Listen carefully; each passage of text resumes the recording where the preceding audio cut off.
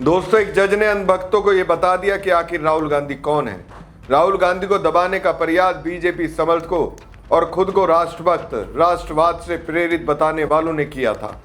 राहुल के खिलाफ एक केस को लेकर मामला सीधे कोर्ट पहुंचा, लेकिन कोर्ट में जज ने राहुल गांधी के पक्ष में जो बातें कही, जो फैसला दिया, वो अपने आप में नेता प्रतिपक्ष राहुल गांधी के दावे पर मौल जैसा है, जिसे वो अक्सर बीजेपी सांसदों और नेताओं की आंखों में आग डालकर कहते रहे हैं। नमस्कार दोस्तों, मैं हूं प्रवीण सानी। दोस्तों, कांग्रेस नेता राहुल गांधी ने ना जाने कितनी बार कहा कि बीजेपी का विरोध करने का मतलब भारत का विरोध करना नहीं है। बीजेपी की राजनीति में हिंदुत्व का विरोध करने का मतलब हिंदुओं का विरोध करना भी नहीं है। बीजेपी का विरोध का मतलब सिर्फ बीजेपी और उसके नेताओं की राजनीति का विरोध है। अब सडनली ये बिल आई, राइट? उसमें 546, 543 नंबर है। हमारा कहना था 1/3 कर दो उसका 543 का और खत्म करो।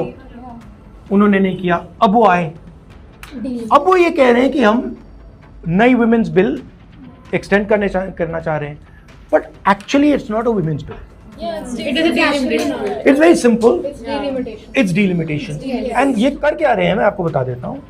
ये चाहते हैं कि सदर्न इंडियन स्टेट्स को, स्मॉल स्टेट्स को, नॉर्थ ईस्टर्न स्टेट्स को निपटा दो, और मेन जो नॉर्दर्न स्टेट्स हैं उनको आप ज्यादा सीटें दे दो।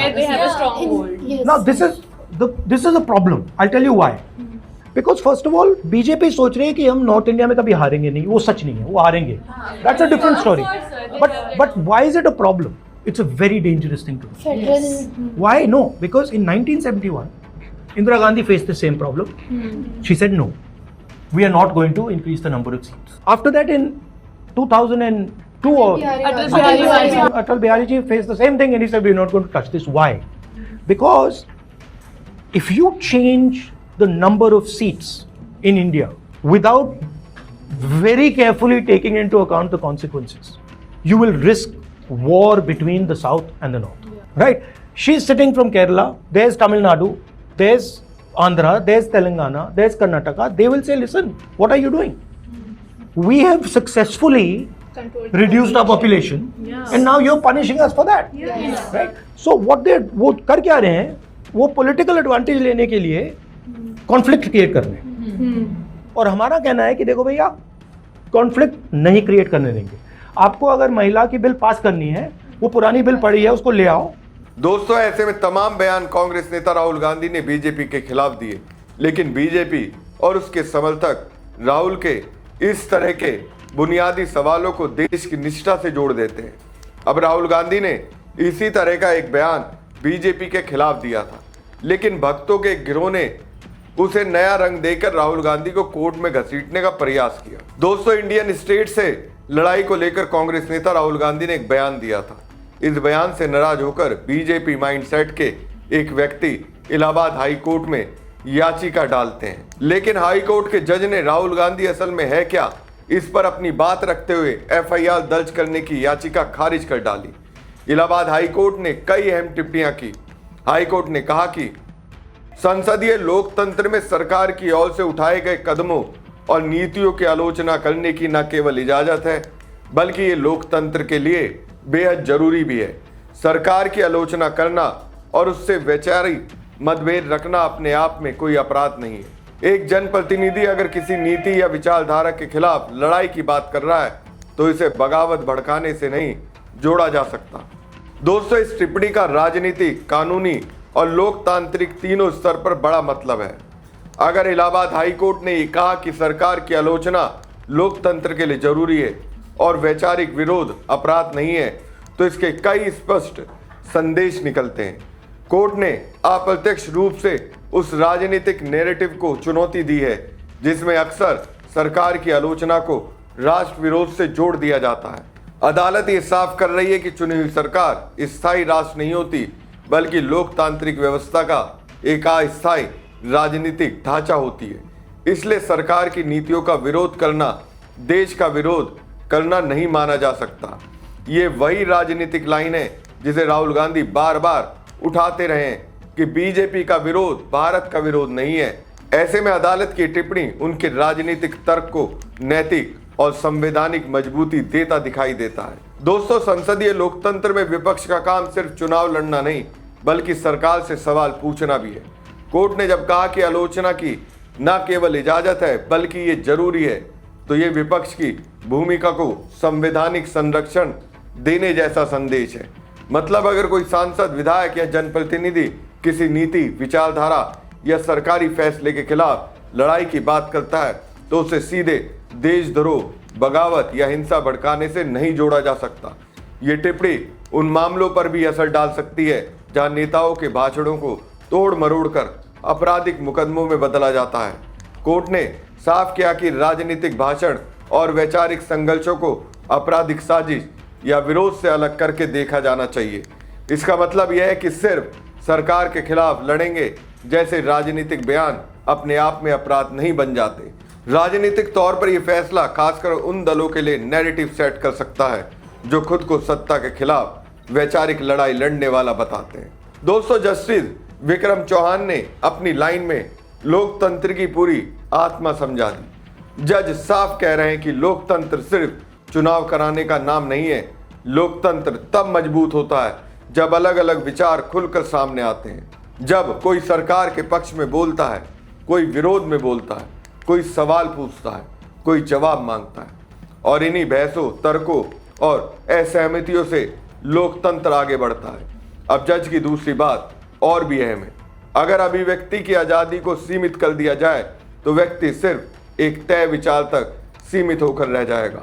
आसान भाषा में समझिए, अगर देश में सिर्फ वही बोलने की इजाज़त हो जो सत्ता सुनना चाहती है, अगर सरकार की आलोचना करते ही आपको देशद्रोही, राजद्रोही या बागी बताने की कोशिश होने लगे तो फिर लोकतंत्र नहीं, सिर्फ एक तरफा सोच बचती है।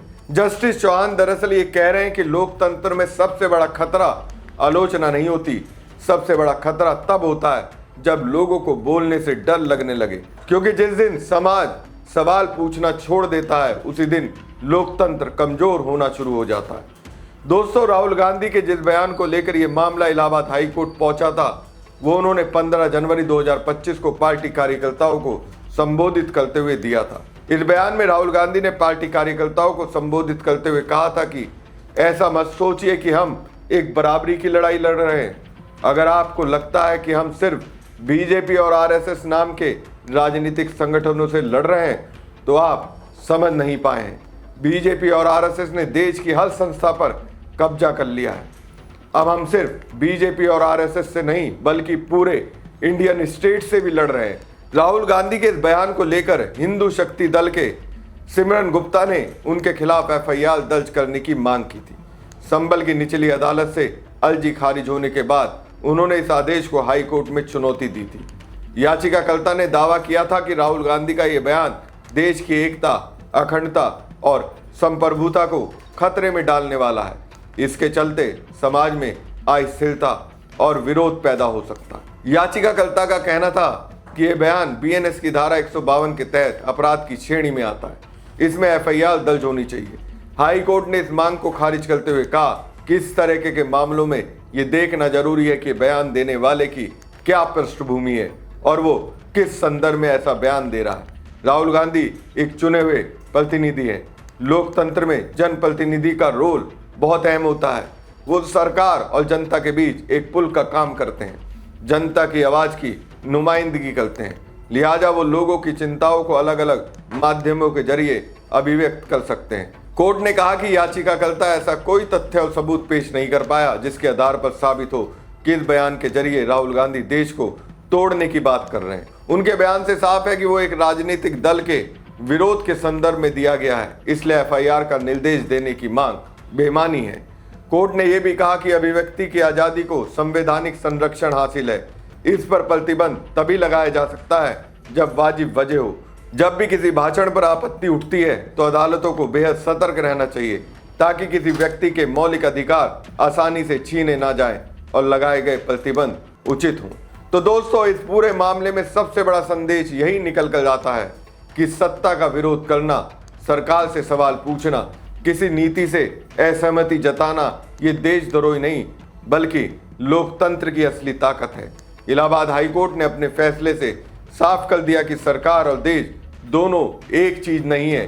सरकारें आती जाती रहती हैं, लेकिन लोकतंत्र तब तक जिंदा रहता है जब तक सवाल पूछने वाले लोग जिंदा रहते हैं। और शायद यही वजह है कि जस्टिस विक्रम ने साफ शब्दों में कह दिया कि अगर विचारों को दबाया जाएगा, अगर आवाजों को सीमित किया जाएगा, तो लोकतंत्र सिर्फ नाम का रह जाएगा। राहुल गांधी के बयान से आप सहमत हो या असहमत, ये आपकी राजनीतिक सोच हो सकती है, लेकिन किसी राजनीतिक बयान को तुरंत राष्ट्र विरोध, बगावत या देश तोड़ने की साजिश बता देना, अब अदालत ने उस सोच पर भी बड़ा सवाल खड़ा कर दिया। यानी साफ है दोस्तों, लोकतंत्र में बहस होगी, असहमति होगी, सवाल होंगे, और जब तक सवाल होंगे तब तक लोकतंत्र मजबूत रहेगा। हमारी खबर आपको कैसी लगी कमेंट बॉक्स में कमेंट करके जरूर बताएं। साथ ही पेज को ज़्यादा से ज़्यादा लाइक और शेयर कीजिएगा। धन्यवाद।